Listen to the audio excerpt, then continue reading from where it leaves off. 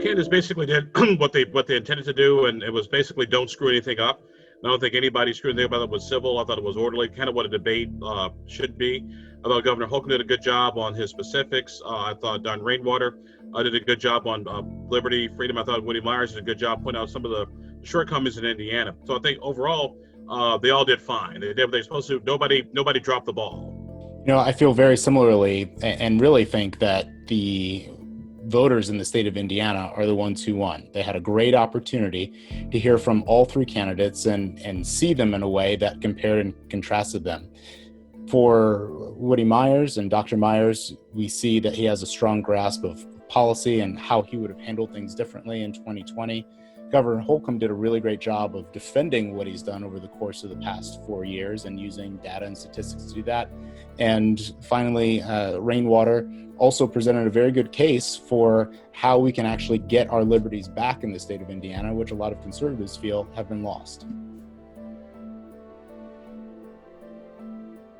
Biggest impact that Rainwater will have on this race is really giving Dr. Myers a shot to win the governor's seat and also take a chunk out of Holcomb's lead. So this is actually one of the first Libertarian candidates has a shot to really make a statistical influence and difference in this race.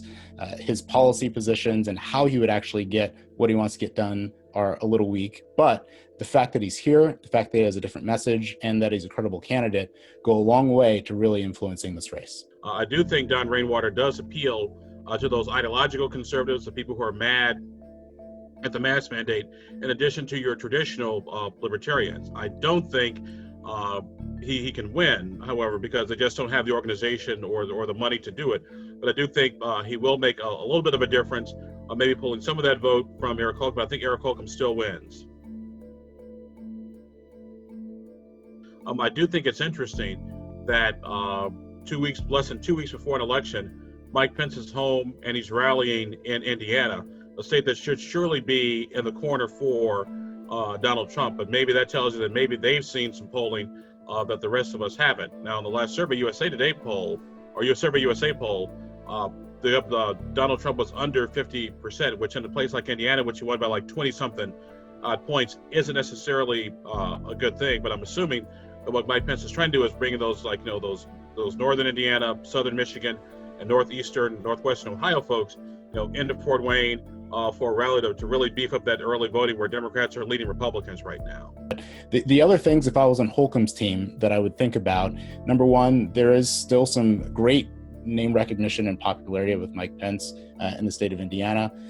There are concerns with appearing to be to not have integrity with the mask mandate going into an event filled with people that don't have masks on. There's like a COVID-19 cloud above wherever the event's going to be held. But finally, the Trump campaign and the rhetoric that's come out of it over the past few weeks, and then also this last year from federal leadership, executive federal leadership, can be seen as toxic to the Holcomb campaign. And Holcomb and some others in the Republican Party haven't necessarily ridden on Trump's coattails in this election because they want to stay clean and free from the mess that's going on in Washington.